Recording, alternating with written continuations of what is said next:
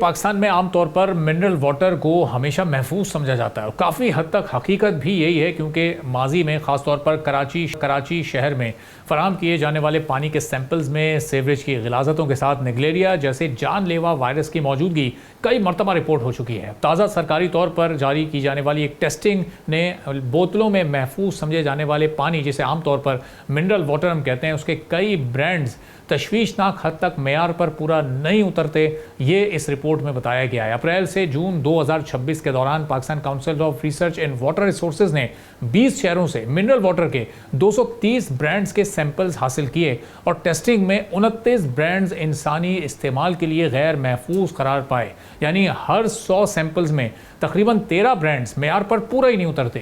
یہاں پر اب سب سے بڑا سوال یہ پایا جاتا ہے کہ جس کی بنیاد پر اس منرل واٹر کا تصور کیا جاتا ہے، یعنی جراثیم سے محفوظ پانی، لیکن سب سے زیادہ سیمپلز میں جراثیم کی موجودگی پائی گئی ہے۔ Pakistan council of research and water resources کے مطابق 22 برانڈز کے پانی میں بیکٹیریا کی موجودگی پائی گئی ہے، یعنی تقریباً 10% تمام ٹیسٹ کیے گئے برانڈز مائکرو بایولوجیکل معیار پر ناکام رہے۔ یہ مسئلہ صرف ذائقے یا پانی کے صاف نظر آنے کا نہیں ہے۔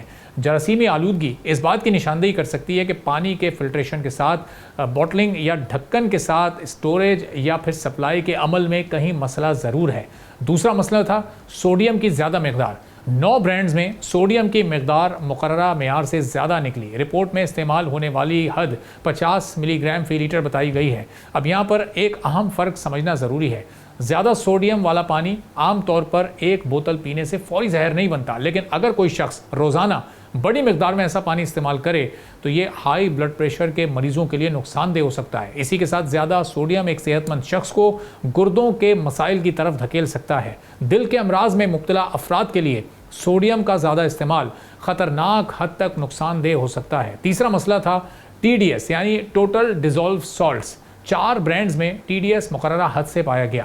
TDS پانی میں موجود مختلف حل شدہ نمکیات اور معدنیات کا مجموعی پیمانہ ہے۔ یہ خود کسی زہریلے مادے کا نام نہیں ہے، لیکن دلچسپ بات یہاں پر یہ ہے کہ 22 بیکٹیریا، 9 سوڈیم اور 4 TDS کے کیسز ملا کر 35 سیمپلز کا فیل ہونا ایک تشویشناک بات ہے، جبکہ ٹیسٹ کیے گئے برانڈز کی کل تعداد 29 ہے۔ اب اس کا مطلب یہ ہے کہ کچھ برانڈز ایک سے زیادہ معیار پر ناکام ہوئے۔ مثلاً آب حرم نامی برانڈ تینوں کیٹیگریز میں فیل ہوا ہے، جبکہ A to Z پیور اور الفا H2O میں سوڈیم اور TDS دونوں کی خلاف ورزی رپورٹ ہوئی ہے۔ اب یہ صورتحال ایک بہت بڑا سوال اٹھاتی ہے، کیا صرف پانی کے برانڈز پر اعتماد کافی ہے؟ اسٹیٹسٹکس ہمیں یہ بتاتے ہیں کہ معاملہ صرف ایک سرمائی تک محدود نہیں ہے۔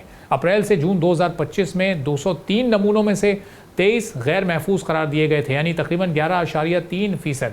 پھر جنوری سے مارچ 2026 میں یہ تعداد بڑھ کر 35 برانڈز یعنی 15.4% تک پہنچ گئی، اور اپریل سے جون 2026 میں 230 میں سے 29 برانڈز یعنی 12.6% معیار پر پورا نہیں اترتے۔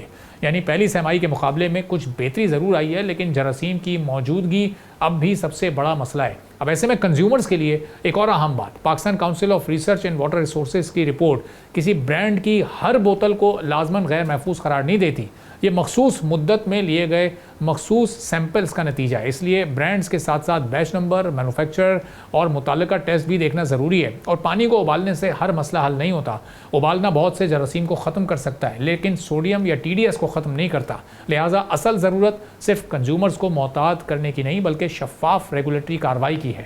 اب اتھارٹیز کو بھی یہ چاہیے کہ متاثرہ برانڈز کے دوبارہ سیمپلز لیں، بیچ نمبر کے ساتھ نتائج جاری کریں اور واضح کریں کہ کس کمپنی کے خلاف وارننگ یا اسٹاک ریکال یا پھر جرمانے کے ساتھ لائسنس سے متعلق کارروائی ہوئی ہے، چونکہ اس سے پہلے بھی کچھ دن پہلے مختلف کمپنیز کے گھی، تیل اور دودھ کے ٹیسٹ کیے گئے تھے، تو اس رپورٹ میں بھی ہم نے دیکھا تھا کہ نام سامنے نہیں آئے تھے، تو لوگوں کو پتہ ہی نہیں ہے کہ کس کمپنی کی کون سی پروڈکٹ خریدنی ہے اور کس کی نہیں خریدنی، کس میں ایشو ہے اور کس میں ایشو نہیں ہے۔